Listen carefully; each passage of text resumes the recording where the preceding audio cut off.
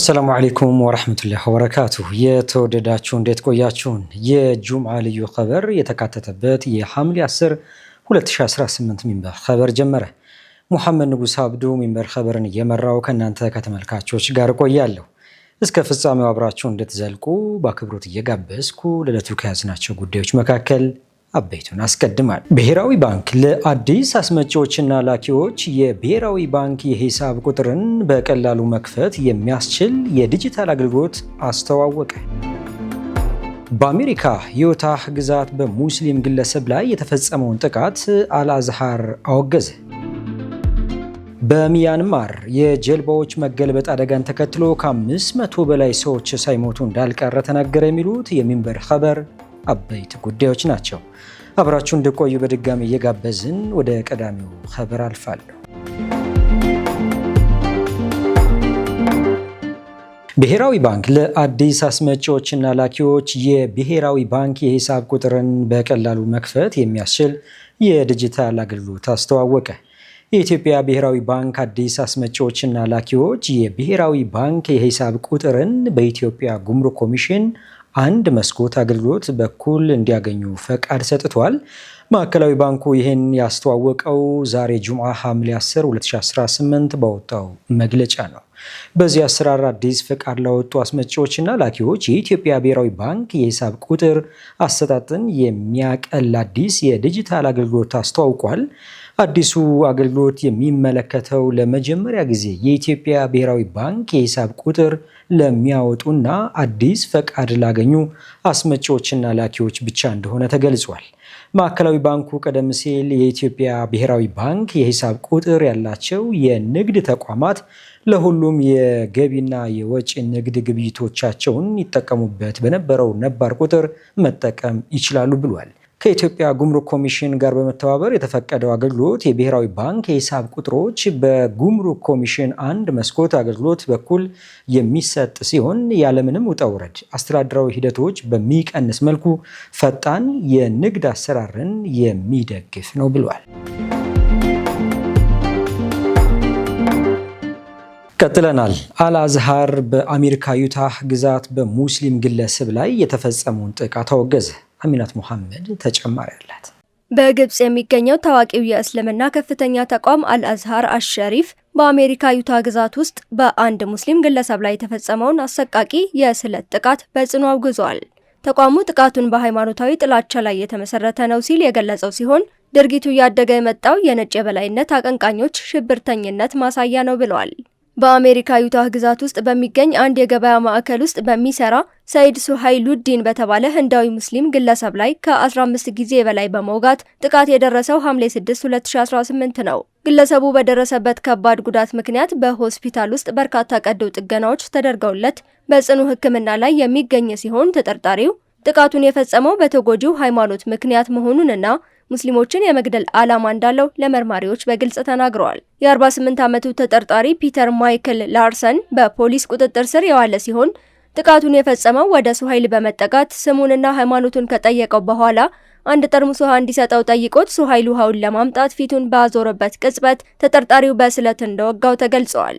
ይህን ተከትሎም አልአዝሃር ባወጣው መግለጫ ይህ አይነቱ ጥቃት የሚቀሰቀሰው በእስልምና ላይ ጥላቻን በሚዘሩና መሰረተ ቢስ በሆኑ የሙስሊም ጠል ስብከቶች አማካኝነት ነው ብለዋል። ኢጂፕት ቱዴይ እንደዘገበው የነጭ ሽብርተኝነትን መጋፈጥ፣ ስር የሰደደ የእስልምና ጥላቻን መዋጋትና ሁሉንም አይነት የዘረኝነትና የጥላቻ አይነቶችን መዋጋት የዓለም አቀፉ ማህበረሰብ ኃላፊነት ነው ብለዋል። በእስልምና ላይ የሚሰነዘሩ ቅስቀሳዎችን፣ የተዛቡ ምስሎችን ማሰራጨትንና የጥላቻ ንግግሮችን አለመቆጣጠር በዓለም ዙሪያ አብሮ የመኖር እሴትን አደጋ ላይ ይጥላል ሲል አስጠንቅቀዋል።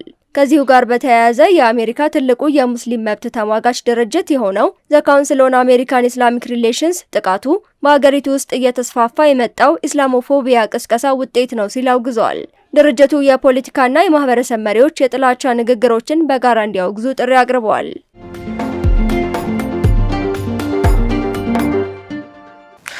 ሐማስ ከኻሊድ ሚሻልና ኸሊል አልሐያን አንዳቸውን መሪ አድርጎ ለመምረጥ በቀጣይ ሳምንት ስብሰባ ሊያካሂድ ነው። የተዘጋጀው ዝርዝር ከድር ከማል ያቀርበዋል። የፍልስጤሙ ሐማስ ከ2 ዓመት በፊት የተገደሉትን የፖለቲካ ቢሮ መሪው ያህያ ሲንዋርን ተተኪ ለመምረጥ በቀጣዩ ሳምንት ስብሰባ ሊያካሄድ ነው። በተተኪነት ታጭተው ድምፅ የሚሰጥላቸው ለቀድሞው የቡድኑ የፖለቲካ ቢሮ ኃላፊ ኻሊድ ሚሻል እና ለቀድሞው ምክትል መሪ ኻሊል አልሃያ ነው። በስብሰባው ላይ ተመራጭ የሚሆነው ግለሰብ ከቀድሞዎቹ መሪዎች እስማኤል ሀኒየህ እና የህያ ሲንዋር በኋላ የአመራርነት ሚና እየተወጣ የሚገኘውን የሽግግር ምክር ቤት ስልጣን በመረከብ ቀጣዩ ምርጫ እስከሚደረግበት እንደ አውሮፓውያን አቆጣጠር 2027 ድረስ ይቆያል ተብሏል። በሐማስ የውስጥ ደንብ መሰረት አንድ እጩ መሪነቱን ለማሸነፍ በቡድኑ አማካሪ አካል በሆነው በሹራ ምክር ቤት ውስጥ የ50 በመቶ ሲደመር አንድ አብላጫ ድምፅ ማግኘት ይኖርበታል። በመጀመሪያው ዙር ሁለቱም እጩዎች ይህን የድምፅ መጠን ማግኘት ባለመቻላቸው አሸናፊውን ለመለየት ለሚቀጥለው ሳምንት የድጋሚ ምርጫ ተቀጥሯል። አልጀዚራ አንድ ምንጭን ጠቅሶ እንደዘገበው በ2021 በተቀረጸው ማዕቀፍ መሰረት ሁለቱ ከፍተኛ የአመራር ቦታዎች የየግዛቱን ተወካይ ማካተት አለባቸው። ጋዛ ሐማስ ከተከፈለባቸው መልክዓ ምድራዊ ቀጠናዎች አንዱ ሲሆን የቀሩት ሁለቱ የዌስት ባንክ እና የዲያፖራ ክልሎች ናቸው። የጋዛ ተወካይ የሆኑት አልሃያ በድጋሚ ምርጫው መሪነቱን ማሸነፍ ካልቻሉ በምክትል የፖለቲካ ቦታ ይቀመጣሉ ተብሎ ይጠበቃል።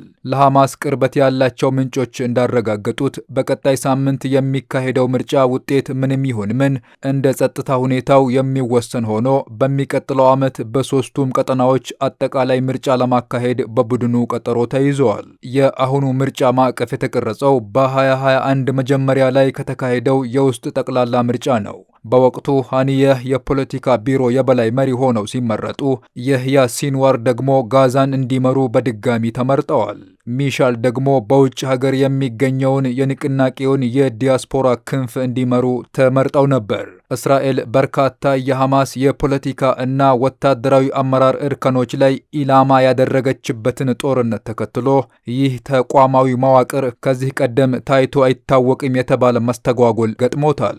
በሐምሌ 2024 የፖለቲካ መሪው እስማኤል ሀኒያህ በቴህራን የተገደሉ ሲሆን ሲንዋርም እንዲሁ በ2024 በራፋህ ሲገደሉ ቡድኑ የጦርነት ጊዜ አስተዳደርን እና ድርድሮችን እንዲመራ 5 አባላት ያሉት ጊዜያዊ የአመራር ምክር ቤት አቋቁሟል።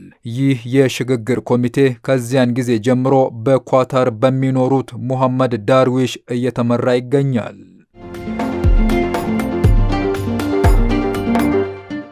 በሚያንማር የጀልባ መገልበጥ አደጋን ተከትሎ ከ500 በላይ ሰዎች ሳይሞቱ እንዳልቀረ ተነገረ።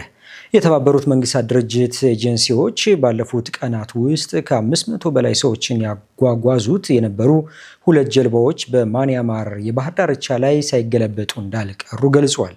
ዓለም አቀፉ የስደተኞች ድርጅት እና የተመድ የስደተኞች ከፍተኛ ኮሚሽን ባወጡት የመጀመሪያ ደረጃ መረጃ መሰረት 2ቱ ጀልባዎች በሰኔ ወር መጨረሻ ላይ አብዛኞቹን የሮሂንጃ ተሳፋሪዎችን አሳፍረው ከሚያንማር ራኪን ግዛት ተነስተው ነበር። ወደ 250 የሚጠጉ ሰዎችን አሳፍሮ ነበር ተብሎ የሚታመነው አንደኛው ጀልባ ጉዞ ከጀመረ ከጥቂት ጊዜ በኋላ ግንኙነቱ የተቋረጠ ሲሆን ሁለተኛው ወደ 280 የሚጠጉ ሰዎችን ያጓጉዝ የነበረው ጀልባ ደግሞ ሐምሌ 1 ቀን በሚያንማር አያርዋዲ የባህር ዳርቻ ላይ ሳይሰምጥ እንዳልቀረ ተገልጿል። ኤጀንሲዎቹ ባወጡት መግለጫ ምንም እንኳን አደጋዎቹና የጉዳት መጠኑ በይፋ ባይረጋገጡም ዩኤንኤችሲአር እና አይኦኤም ሊከሰት በሚችል አሰቃቂ የሰው ሕይወት መጥፋት ከፍተኛ ስጋት አድሮባቸዋል ብለዋል። ከነዚህ የቅርብ ጊዜ አደጋዎች በፊት በአዳማን ባህር እና በቤንጋል ባህረ ሰላጤ ውስጥ ከ300 በላይ ሰዎች መሞታቸው ወይም ደብዛቸው መጥፋቱ ተመዝግቧል።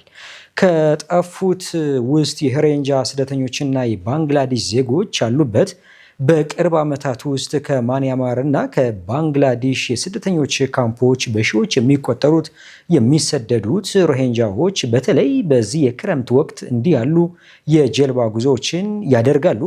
በሚያንማር የደህንነት ኃይሎች ከደረሰባቸው ጥቃትና ሁከት ሸሽተው ያመለጡ አብዛኞቹ ሙስሊም የሆኑና ሀገር አልባ የሆኑት 1.2 ሚሊዮን የሚጠጉ ሄሮንጃዎች በባንግላዴሽ በሚገኙ እጅግ በተጨናነቁ የስደተኞች ካምፖች ውስጥ ይገኛሉ። አሁንም በማንያማር የሚኖሩ ሄሮንጃዎች ከባድ ገደቦች የሚጣሉባቸው ሲሆን አብዛኞቹ በእስር ካምፖች ውስጥ እንዲቆዩ ተደርገዋል። እንደ አውሮፓውያን አቆጣጠር በ2025 ከ6500 በላይ ሄሮንጃዎች የተሰደዱ ሲሆን ወደ 900 የሚጠጉት መሞታቸው ወይም መጥፋታቸው ተመዝግቧል።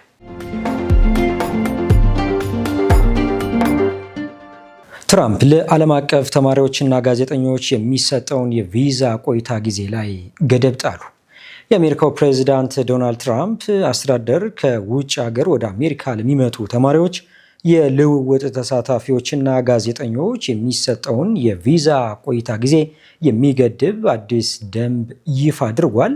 አዲሱ ደንብ ለበርካታ አስርተ ዓመታት ተማሪዎች በትምህርት ገበታቸው ላይ ወይም ጋዜጠኞች በስራ ምደባቸው ላይ እስካሉ ድረስ ያለ ገደብ እንዲቆዩ ይፈቅድ የነበረው አሰራር ሙሉ በሙሉ የሚያስቀር እንደሆነ ተገልጿል። የሀገር ውስጥ ደህንነት መስሪያ ቤት ሐምሌ 9 2018 ባሳለፈው ደንብ መሰረት ዓለም አቀፍ ተማሪዎችና የልውውጥ ተሳታፊዎች በአጠቃላይ በሀገሪቱ ሊቆዩ የሚችሉት እስከ 4 ዓመታት ብቻ ይሆናል። የውጭ ሀገር ጋዜጠኞች በአንድ ጊዜ እንዲቆዩ የሚፈቀድላቸው እስከ 240 ቀናት ብቻ ሲሆን የቻይና ዜግነት ላላቸው ጋዜጠኞች በአንጻሩ የቆይታ ጊዜው እስከ 90 ቀናት ብቻ የተገደበ ይሆናል ብሏል። ይሁን እንጂ ከተጠቀሰው ጊዜ በላይ መቆየት የሚፈልግ ማንኛውም ሰው የቪዛ ማራዘሚያ ማመልከቻ ማቅረብ ወይም ሀገሪቱን ለቆ በመውጣት በድጋሜ ማመልከት እንደሚኖርበት አዲሱ ደንብ አስረድቷል። አዲሱ ደንብ በፌዴራል መዝገብ ላይ ከወጣ ከ60 ቀናት በኋላ በይፋ ተግባራዊ እንደሚደረግ ተገልጿል። ይህም ነሐሴና መስከረም ጀምሮ ለሚደረጉ የኮሌጅ ፕሮግራሞች የመግቢያ ፈተና ላይ ተጽዕኖ ሊያሳድር ይችላል ተብሏል።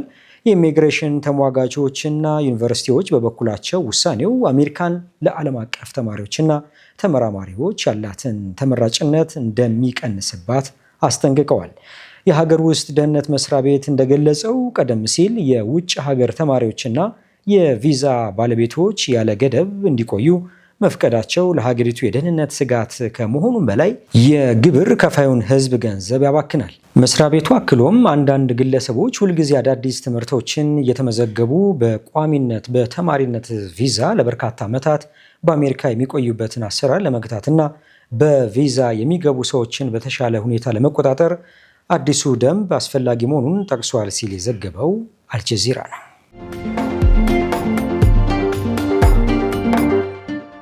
ደቡብ ኮሪያ ዕድሜያቸው ከ14 ዓመት በታች ለሆኑ ታዳጊዎች የማህበራዊ ሚዲያ አጠቃቀምን ለመከልከል እያጤነች መሆኑን ተነገረ። የደቡብ ኮሪያ መንግስት ዕድሜያቸው ከ14 ዓመት በታች የሆኑ ታዳጊዎች የማህበራዊ ሚዲያ አካውንቶችን እንዳይከፍቱ እና እንዳይጠቀሙ ሙሉ በሙሉ ለመከልከል የሚያስችል አዲስ መመሪያ ለማውጣት እያጤነ መሆኑን አስታውቋል። ውሳኔው በህፃናትና ታዳጊዎች ላይ እየደረሰ ያለውን የማህበራዊ ሚዲያ ሱሰኝነትና ጎጂ ተጽዕኖ ለመቀነስ ያለመ ነው ተብሏል። የደቡብ ኮሪያ የሚዲያና ኮሚኒኬሽን ኮሚሽን ሰብሳቢ ኪም ጆንግ ቺኦል መንግስት ዕድሜያቸው ከ14 ዓመት በታች የሆኑ ህፃናት በማህበራዊ ሚዲያ መድረኮች ላይ አዲስ አካውንት እንዳይፈጥሩ ሙሉ በሙሉ ለመከልከል እንዲሁም ዕድሜያቸው ከ14 እስከ 19 ዓመት በሆኑ ታዳጊዎች ላይ ደግሞ የማህበራዊ ሚዲያ ሱሰኝነትን የሚያባብሱና በይዘት ላይ የተመሰረቱ የስልት ቀመር አሰራሮችን ለመገደብ እያጤነ እንደሆነ ገልጸዋል። በታዳጊዎች ዘንድ ልቅ የሆነ የማህበራዊ ሚዲያ አጠቃቀም ዓለም አቀፍ ችግር መሆኑን የጠቀሱ ሲሆን በአሁኑ ወቅት ከጉዳዩ ጋር የተያያዙ ወደ 7 የሚጠጉ የተለያዩ የህግ ረቂቆች በደቡብ ኮሪያ ብሔራዊ ምክር ቤት ቀርበው በመታየት ላይ ይገኛሉ ብለዋል። አናዶሉ እንደዘገበው ውሳኔ የመጣው በቴክኖሎጂና በስልተ ቀመር አሰራሮች አማካኝነት ታዳጊዎች ለማህበራዊ ሚዲያ ያላቸው ተጋላጭነትና ሱሰኝነት በከፍተኛ ሁኔታ እየጨመረ መምጣቱን ተከትሎ በርካታ ሀገራት የማህበራዊ ሚዲያ እገዳ ለመጣል እየተንቀሳቀሱ ባለበት ወቅት ነው። አውስትራሊያ ዕድሜያቸው ከ16 ዓመት በታች የሆኑ ታዳጊዎች ማህበራዊ ሚዲያ እንዳይጠቀሙ የሚከለክል ህግ ተግባራዊ ያደረገች የመጀመሪያዋ ሀገር ስትሆን በቅርቡ ዩናይትድ ኪንግደም ዕድሜያቸው ከ16 ዓመት በታች ለሆኑ ታዳጊዎች የማህበራዊ ሚዲያ እገዳ ጥላለች። እንዲሁም የሚዲያ ሱስ ውስጥ እንዳይገቡ የሰዓት ገደብና የአልጎሪዝም ቁጥጥሮችን ለማስተዋወቅ እየሰራች ትገኛለች።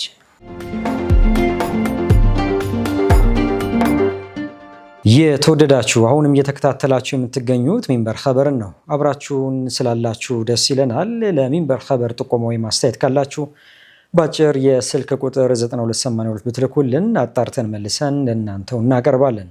የሚቀናችሁ ማህበራዊ ሚዲያ ከሆነ በሁሉም አማራጮች @ሚንበር ቲቪ ብላችሁ ብትፈልጉን ታገኙናላችሁ።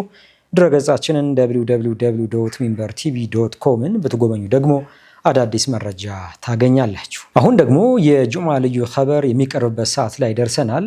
አዘጋጁ አህመድ አብዱርህማን ለዛሬ አሰናዳውን እንደሚከተለው ያቀርበዋል።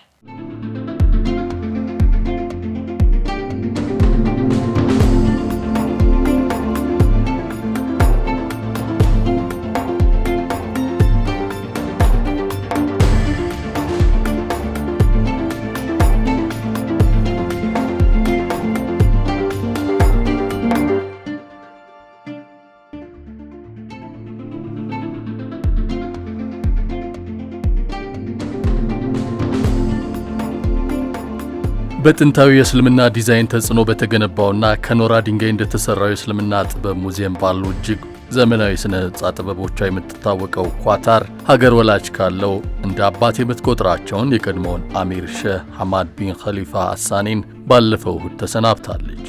ሀገሪቱ ለ4 ቀናት ሐዘን ብታውጅም የአሚሩ ሽኝት ግን እንደ ማንኛውም ተርታ ግለሰብ ሆኖ ያለፈ ነበር። አስከሬናቸው ከመስጂድ ሲወጣ በአልጋ ወራሽ ልጃቸውና በቅርብ ቤተሰብ ታጅቦ ከአፈር ተከተተ። እስላማዊ አስተምህሮን በተከተለ መንገድ ተሸኝተዋል የተባሉት ሼህ ሐማድ ለ18 ዓመታት በቆዩ የሥልጣን ዘመናቸው የሰሩት ብዙ የሚወራለት ነው። በነዳጅ ኃይል ሀብት የበለጸገችውን የኳታርን የአገር ውስጥና ዓለም አቀፋዊ ገጽታም ዳግም ቅርጽ ያስያዘም ነው።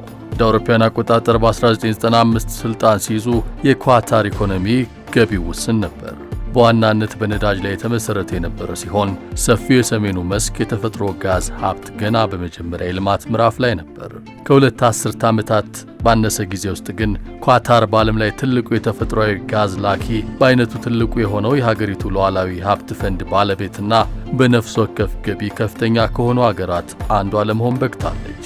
ታዛቢዎች ይህ ሽግግር በኢነርጂ ዋጋ መናር ሳቢያ የመጣ ተራ የነዳጅ ወይም የጋዝ እድገት ብቻ አልነበረም ይላሉ። ይልቁንም የተፈጥሮ ሀብት እውቀትንና ገቢን፣ ምርታማ ሀብቶች፣ የፋይናንስ ተቋማት፣ መሰረተ ልማትና የሰው ኃይል ግንባታ ላይ ኢንቨስት በማድረግ የሀገሪቱን አጠቃላይ የኢኮኖሚ ሞዴል የመለወጥ ስትራቴጂካዊ ስኬት ውጤት ነበረ ይላሉ። በእርግጥ ይህ የኢኮኖሚ ሽግግር የተጀመረው ሼህ ሐማድ ስልጣን ላይ ከወጡበት ጊዜ ጀምሮ አልነበረም። ከዚያ ይልቅ እንደ አውሮፓውያን አቆጣጠር በ1989 በወቅቱ የኳታርን የኢኮኖሚና ማህበራዊ ፖሊሲዎች የመቅረጽ ኃላፊነት የነበረው ትላልቅ ፕሮጀክቶች የሚታቀዱበት ምክር ቤት ሰብሳቢ ሆነው መሾማቸው ለዚህ ሽግግር መንገድ ጠራጊ ነበር። ይህም ስልጣን ላይ ከመውጣታቸው በፊት የልማት ፕሮግራሞችን ዝግጅት በበላይነት እንዲከታተሉ አስችሏቸዋል ይባላል። ሐማድ መጀመሪያ ላይ ትምህርት የተከታተሉት በዚያው በኳታር ነበር። ከዚያም በዩናይትድ ኪንግደም የሚገኘውን የሳንድ ኸርስት ሮያል ወታደራዊ አካዳሚ ተቀላቅለዋል። እንደ አውሮፓውያን አቆጣጠር በ1971 ከተመረቁ በኋላ የጦር ኃይሎች ጠቅላይ አዛዥና የመከላከያ ሚኒስትርነትን ጨምሮ በኳታር ጦር ውስጥ በርካታ ከፍተኛ የሥራ ኃላፊነቶችን መርተዋል። የቀድሞ የጦር ኃይሎች ጠቅላይ አዛዥ በሥልጣን ዘመናቸው ያሳኩት በኢኮኖሚ ረገድ ብቻ አይደለም።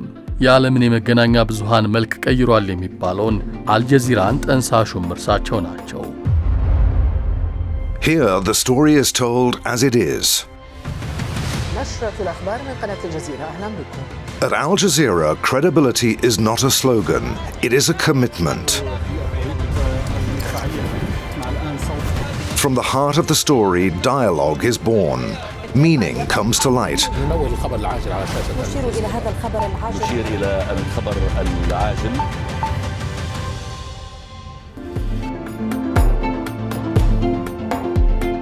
ዋና መስሪያ ቤቱ በዶሃ ዋዲ አልሳይል የሚገኘው የአልጀዚራ ሚዲያ ኔትወርክ በኳታር ሰዎች የሀገሪቱን ጎህ መቅደድ ማሳያ ነው ይባልለታል። 30 ዓመት ሊደፍን ወራት ብቻ የቀሩት አልጀዚራ በዋናነት የገንዘብ ድጋፍ የሚያገኘው ከኳታር መንግስት ነው። አልጀዚራ ከ150 በላይ ሀገራትና ግዛቶች ውስጥ የሚገኝ ሲሆን በዓለም ዙሪያ ከ430 ሚሊዮን በላይ ተመልካቾች አሉት። አህመድ አልሼህ የአልጀዚራ አረብኛ የቀድሞ ዋና አዘጋጅ ነው። እንደ አውሮፓውያን አቆጣጠር በ1996 አልጀዚራን ከመቀላቀሉ በፊት ለቢቢሲ አረብኛ ይሠራ የነበረ ሲሆን በአጠቃላይ በሚዲያ ዘርፍ ደግሞ ለ40 ዓመታት ያህል ሰርቷል። ባለፈው እሁድ የአልጀዚራ ጠንሳሹ አሚር ሼህ ሐማድ ቢን ኸሊፋ ህልፈታቸው ሲታወጅ ጣቢያው ጽሑፍ እንዲያዘጋጅ ኃላፊነቱን የሰጠው ለዚሁ አንጋፋ ጋዜጠኛ ነበር። ጋዜጠኛው ስለ ሁኔታው ራሱ ይናገራል። የአሚር ሼህ ሐማድ ቢን ኸሊፋ ሞት በተሰማበት በዚያን ዕለት ጧት ስለ አልጀዚራና ይህን ተቋም በራእያቸውን ስላደረጉት ሰው እንድጽፍ ተጠየቅኩ። ነገር ግን ጽሑፌን በምን መጀመር እንዳለብኝ ግራ ገባኝ። ከሐሳቡና ከፕሮጀክቱ በስተጀርባ በነበሩት ሰው በሼህ ሐማድ ልጀምር ወይስ በራሱ በአልጀዚራ? እውነቱን ለመናገር ሁለቱን ነጥሎ ማየት አስቸጋሪ ነው። እያንዳንዱ ፕሮጀክት ከጀርባው ያሉት ሰዎች ቁርጠኝነት ወደ እውነት ከመለወጡ በፊት መጀመሪያ የሚነሳው በሐሳብ ደረጃ ነው። አልጀዚራ የሼህ ሐማድ የፈጠራ ውጤት ነው። በእርሳቸው ቁርጠኝነትና በአቋማቸውና በውሳኔያቸው ላይ በጽናት ለመቆም በነበራቸው ድፍረት አማካኝነት ተቋሙ ዛሬ ወደ ደረሰበት ከፍታ ለመውጣት ችሏል። በሚዲያው ዓለም ውስጥ ትልቅ ኃይልና ችላ ሊባል የማይችል ጉልህ ተጽዕኖ ማሳደርም ችሏል። ስለ አሚር ሐማድ ለመጻፍ የተቸገረው ጋዜጠኛ አህመድ ልክ የዛሬ 30 ዓመት የቢቢሲ አረብኛ ጋዜጠኛ ሆኖ ይሠራ ነበር። በድንገት ግን ቢቢሲ አረብኛ ቴሌቪዥን አገልግሎቱን መዝጋቱን አስታወቀ። ይህ ውሳኔ የመጣው አገልግሎቱ አየር ላይ ከዋለ ገና 2 ዓመት እንኳ ሳይሞላው ነበር። ይህን ጊዜ አዲስ ሥራ መፈለግ ግድ ሆነበት። አንድ የሥራ ባልደረባው በለንደን የሚገኝ የኳታር ቡድን በኳታር ሊጀምር ላሰበው የቴሌቪዥን የዜና ጣቢያ ጋዜጠኞችን እየመለመለ ነው የሚል ወሬ ይዞ መጣ። ጣቢያው ልክ በምዕራቡ ዓለም ያሉ ታዋቂ የዜና አውታሮች እንደሚያደርጉት ዜናዎችን የመዘገብና የውይይት ፕሮግራሞችን እንደ አስፈላጊነታቸው በነጻነት የማስተላለፍ መብት ይኖረዋል አለው። በባልደረባው በሰማው ነገር ድንግርግር ውስጥ የገባው አህመድ ምንድን ነው የምታወራው? ለመሆኑ እንዲህ አይነቱ ነገር በአረብ ሀገር ውስጥ በእርግጥ ሊታሰብ የሚችል ነው ወይ የሚል ጥያቄ ሰነዘረ። ነገር ግን ብዙም መልስ ባያገኝም ወደ ዶሃ መብረሩን አልተወም። ዶሃ ሲደርሱ ያገኙት የዜና ክፍል ጠባብ ነበረች። ከጎኗም እንዲሁ አነስተኛ የሆነው ስቱዲዮ፣ ከጀርባቸው ደግሞ 5 ትናንሽ የቪዲዮ ማቀናበሪያ ማለትም የኤዲቲንግ ክፍሎች፣ የቪዲዮ ካሴት መዝገብ ቤት፣ የዋና አዘጋጁ ቢሮና ሰፊው የዋና ዳይሬክተሩና የሰራተኞች ቢሮ ይገኝ ነበር። ለአህመድ ስፍራው ቢጠብም ጣቢያውን የመጀመር ሐሳብ ባመጡ ሰዎች አእምሮ ውስጥ ግን ጉዳዩ ሲብላላ እንደቆየ ለመረዳት ብዙም ጊዜ አላስፈልገውም። አሁን ቀጣዩ ጥያቄ የሚሆነው የነጻነት ጉዳይ ነው። አህመድ አሁንም እስከ ማሳረጊያ ይቀጥላል። ለ5 ወራት በቆየው የሙከራ ስርጭት ወቅት ቡድኑ በየቀኑ በጥንካሬና በአንድነት እያደገ ሄደ። ይሁን እንጂ ሁላችንም የተገባልን የነጻነት ቃል እውን ይሆን ወይ ብለን መጠራጠራችን አልቀረም። እያንዳንዱን የዜና እትም ባጠናቀቅን ቁጥር ግን ያ ጥርጣሬ ቀስ በቀስ እየጠፋ ሄደ። በይዘቱ በዘገባዎች ወይም ታሪኮቹ በሚቀርቡበት መንገድ ላይ ምንም አይነት ጣልቃ ገብነት አላየንም። ብዙም ሳይቆይ የተሰማን ቅሬታ ሌላ አይነት ሆነ። ከቢቢሲ ጋር የሚወዳደሩ አልፎ ተርፎም የሚበልጡ የዜና እትሞችን እያዘጋጀን ነበር። ነገር ግን ገና ተመልካች ሊያያቸው አልቻለም ነበር። ህዳር 1 1996 ግን የአረቡ ዓለም በመጨረሻ የራሱን ድምፅ አገኘ። በአልጀዚራ የመጀመሪያው የዜና ስርጭት ላይ ጀማል ረያን የጣቢያውን መጀመር ለዓለም አወጀ።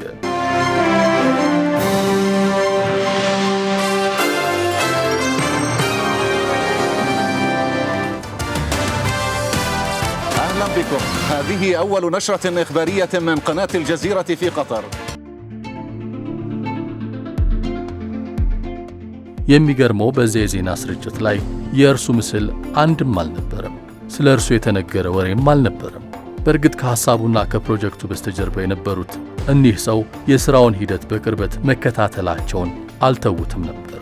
ተቋሙን ይጎበኙ፣ አጠቃላይ መመሪያና ማበረታቻዎችንም ይሰጡን ነበር። ኧረ እንዲያውም አንዳንድ ጊዜ አብረውን ይቀልዱም ነበር። ሆኖም ሼህ ሐማድ በአንድም የዜና ዘገባ ወይም የውይይት ፕሮግራም ላይ ጣልቃ ገብተው አያውቁም። ፕሮጀክቱን እንዲከታተሉ የኃላፊነት ውክልና የሰጧቸው ረዳቶቻቸውም ቢሆኑ ይህንን አላደረጉም። የገቡትን ቃል ኪዳን ጠብቀዋል። በዚህ ምክንያት በመጨረሻ ስኬት የኛ እንደሚሆን አውቀን ነበር።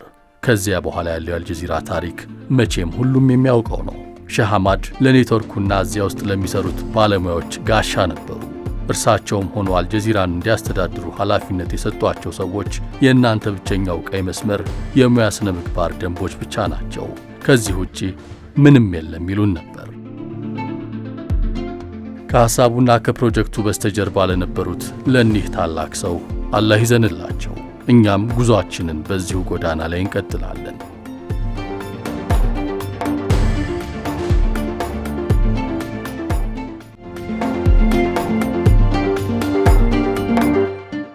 ውድ ተመልካቾች ለዛሬ ያዘጋጀነው የሚንበር ኸበር በዚሁ ተጠናቀቀ። ሙሐመድ ንጉስ አብዱ አብሬያችሁ ቆየሁ። ወሰላሙ አለይኩም ወራህመቱላሂ ወበረካቱሁ።